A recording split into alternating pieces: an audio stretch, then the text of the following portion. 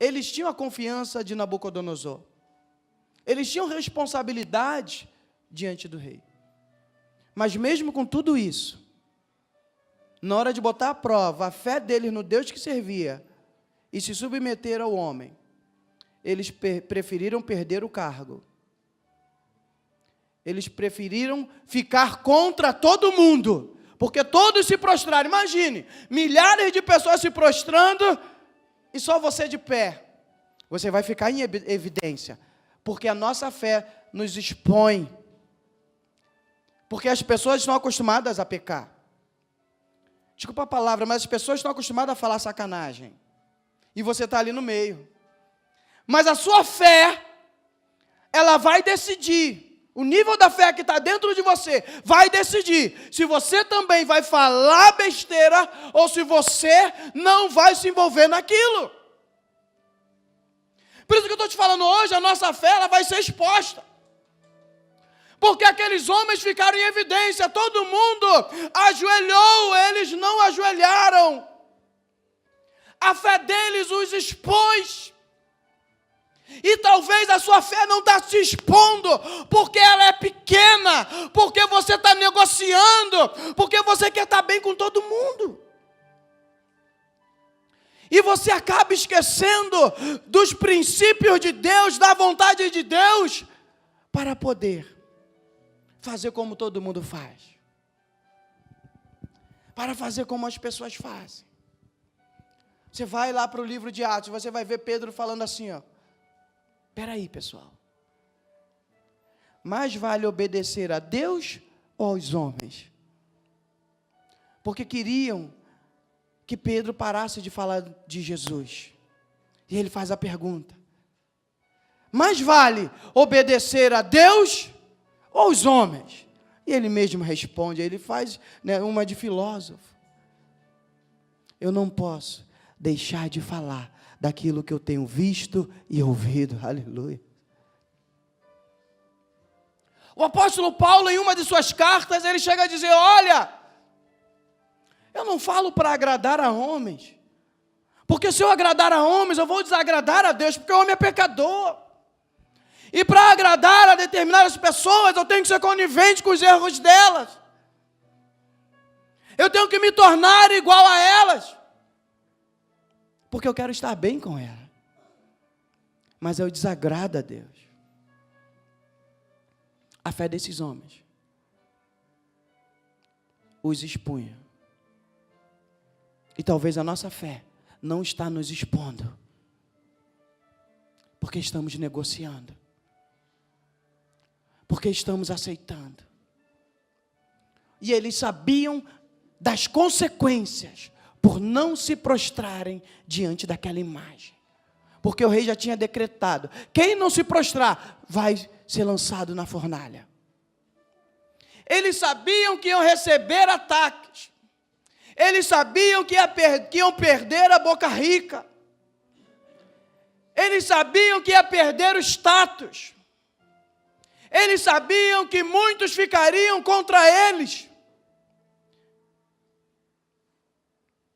Isso dá medo.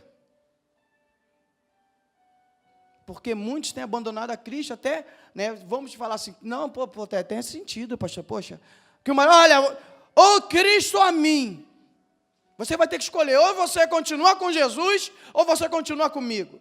Muitos largam Jesus e continuam com a pessoa. Mas só que não era esse o caso deles. Ou dobra o joelho, ou vai morrer. Ou dobra o joelho, ou vai pegar fogo. Não era um simples caso, vou perder meu emprego, vou perder meu marido, vou perder minha esposa. Não era um simples caso. Ia ser odiado por todos, e além de ser odiado, ainda ia ser queimado vivo. E a Bíblia diz que Nabucodonosor, ele estava irado. Irmãos, quer ver Satanás ficar irado? É quando você faz a vontade de Deus. É quando você nega esse mundo. Quando você tem a oportunidade de fazer o que é errado e você não faz. Ele fica irado. Ele levanta todas as suas hostes contra nós.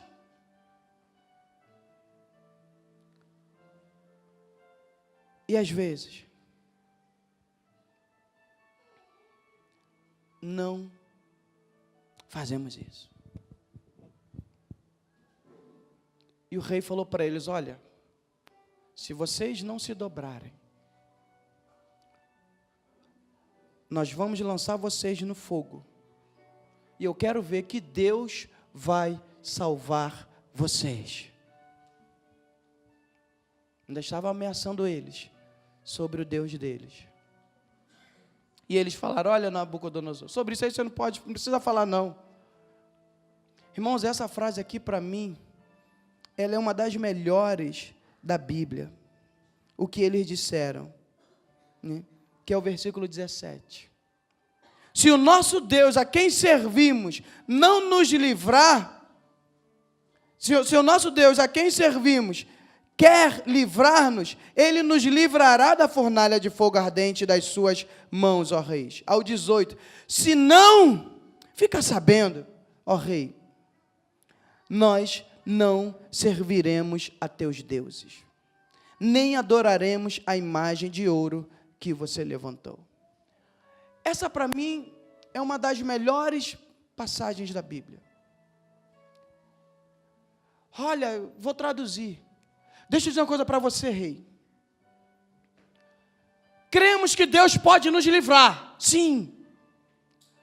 Mas se Ele não nos livrar, a gente for para a fornalha de fogo, saiba que ainda assim não serviremos aos teus deuses e nem nos prostraremos diante da sua imagem.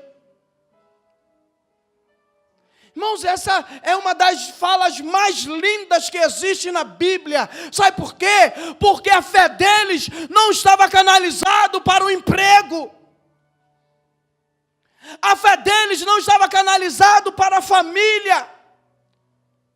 A fé deles não estava canalizada por uma cura divina, por uma expulsação de demônios, por um milagre. A fé deles estava vinculada à salvação deles espiritual.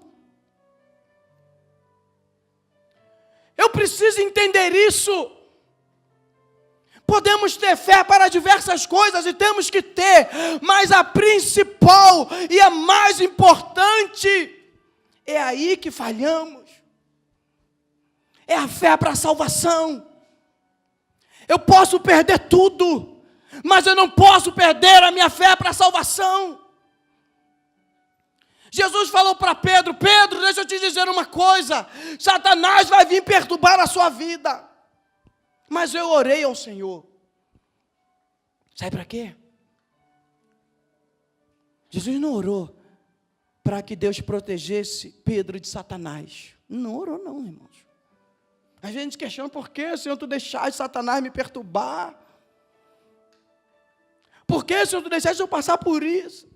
Jesus não orou falando: Senhor, livra Pedro de Satanás, livra Pedro da perturbação demoníaca. Não, ele orou para que Pedro não perdesse a fé.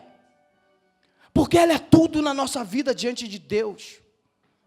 Ela é a coisa mais importante que um cristão pode ter, é a fé.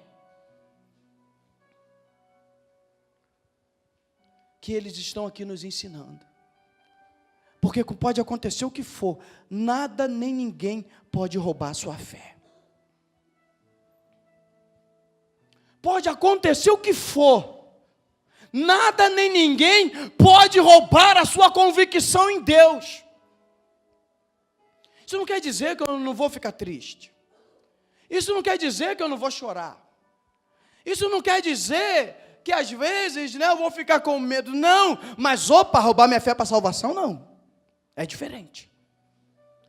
Me fazer negar a Deus, não. É diferente. Me fazer entrar pelo caminho do pecado, não. É diferente. Vai me perturbar, vou chorar, vou me entristecer, vou ficar agoniado, mas contaminar minha relação com Deus, não. E eles falaram: pode nos lançar, se Deus não nos livrar, a gente jamais vai servir os teus deuses, e jamais vamos nos prostrar diante da tua imagem. Querido, a fé deles fez com que eles suplantassem o medo de morrer. Querido, a fé deles não permitiu que eles entrassem no caminho do pecado. A fé deles fez com que eles fossem parar na fornalha de fogo. A fé deles fez com que eles fossem odiados pelo rei e por todos os seus súditos e a corte. A fé deles fez com que eles ficassem expostos. Mas só que também era uma fé que mantinham eles conectados com Deus, queridos. Mesmo diante de tudo isso. Você tem esse tipo de fé? Você tem vivenciado essa fé? Porque quantos que estão na igreja e pensam em abandonar o Senhor? Por causa de problemas, por causa de dificuldade, por causa de situações que vêm, basta vir a pressão para você ficar na dúvida, acho que eu vou sair da igreja, acho que eu vou parar desse negócio de viver em santidade, acho que eu vou parar de servir a Deus, basta vir uma situação que te incomoda, que você não gosta, para você logo deixar a dúvida entrar na sua mente. Esses homens já foram dizendo, olha, independente de qual vai ser o resultado, a Deus eu não abandono, a Deus eu não abandono, a Deus eu não abandono. Somente a Ele eu vou servir, somente a Ele eu vou adorar, somente a Ele eu vou me prostrar. Pode acontecer o que for. Irmãos, não era perdeu o emprego. Não era, o marido vai embora de casa, a esposa vai embora de casa. Não, era, vocês vão ser mortos. Porque a esperança deles não estava nessa terra. E esse é o problema, às vezes, de muitos de nós. Que a nossa esperança está nessa vida, querido. E é por isso que às vezes sofremos. Por isso que às vezes não entendemos o agir de Deus. Porque o final dessa história todos nós já sabemos. Que Nabucodonosor, ele pega homens fortes, olha, pega esses caras, amarra eles, atavia eles e lança eles lá embaixo. A Bíblia fala que aqueles homens fortes, queridos, ao lançá-los, eles morreram. Porque estava tão quente. O milagre não foi quando o quarto homem apareceu. O milagre já estava acontecendo. Porque a quentura da fornalha matou os homens que os lançaram lá dentro, eles não morreram. O rei olhou lá para dentro, eles estavam intactos, e lá o fogo lambendo. E ali estava o quarto homem. É o que é interessante, querido. O que é interessante. Porque no final da história, Nabucodonosor agora, eu vou ler para você o que ele faz, a partir do versículo 29 e 30. Faça um decreto, pelo qual todo povo, nação, língua, que disser blasfêmia contra o Deus de Sadraque, Mesaque e Abidnego, seja despedaçado, e as suas casas sejam feitas em montura, ou seja, em destroços, porque não há outro Deus que possa livrar como este. Então o rei fez prosperar a Sadraque, Mesaque e Abidnego na província da Babilônia.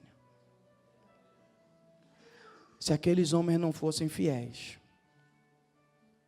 eles teriam perdido a comunhão com Deus. O rei ainda continuaria descrente do Deus deles, e eles teriam que viver adorando a imagens, servindo a deuses e desagradando a Deus a todo tempo. A fé deles levou eles a sofrer, sofreram. Mas o mais importante não é o que acontece no meio do caminho. O mais importante é o que acontece no final, queridos, aleluia. Porque no final eles foram honrados. No final o rei glorificou o Deus deles. O rei que estava dizendo, por acaso existe um Deus que possa livrar vocês? Que Deus que possa livrar vocês da minha fúria. No final, esse mesmo homem estava glorificando o Deus de Sadraque, Mesaque e Abidnego. Esse mesmo Deus, esse mesmo homem que queria matá-los, agora estava prosperando eles. E mais do que isso, porque ele estabeleceu em todas as províncias que ninguém poderia falar mal do Deus de Sadraque, Mesaque e Abidnego. Tudo porque eles decidiram guardar a fé, ser fiel à fé. Agora deixa eu dizer algo para vocês, queridos. Nem sempre as histórias na Bíblia terminam assim. Porque muitos foram mortos. Muitos não foram salvos, no sentido da fúria do homem. João Batista, a cabeça dele foi cortada, foi entregue numa bandeja, foi preso, e a sua cabeça foi entregue numa bandeja. Sansão, seus olhos foram furados, ele morreu amarrado, praticamente, destruído. Os apóstolos, você pegar praticamente todos, foram totalmente destruído de uma forma assim, com requinte de crueldade. Vai pegar a história da igreja, como eles foram perseguidos e mortos. Você vai para hoje o Estado Islâmico nos países do Oriente, como eles estão matando cristãos, como eles estão perseguindo cristãos, como eles estão matando crianças cristãs.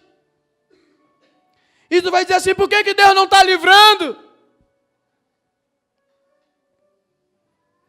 Interessante, queridos, que essas pessoas não estão negando a fé.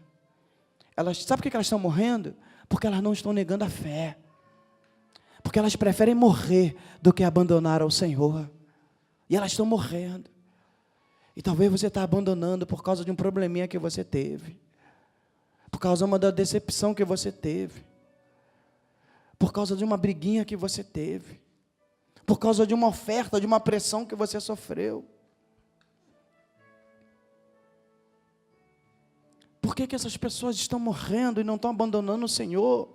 Por que nem sempre os finais? Sabe por quê, irmãos? Porque o projeto de Deus não é para esse mundo. Porque esse mundo está corrompido pelo pecado. A carne que está na sua vida está corrompida pelo pecado. Esse mundo está nas mãos do maligno. Então o projeto de Deus não é para esse mundo, mas é pelo porvir. É uma nova Jerusalém, é um novo dia, é um novo tempo, é um novo mundo onde Deus vai ser o nosso sol e a nossa luz.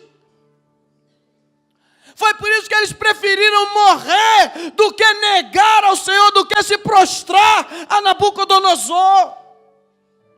E é isso que a igreja tem que voltar a aprender, que a nossa esperança não está nesse mundo, que a nossa verdadeira vitória não é nesse mundo, mas é quando o Senhor Jesus voltar e nos chamar, nos arrebatar, nos salvar de uma vez por todas. Essa é a nossa verdadeira esperança.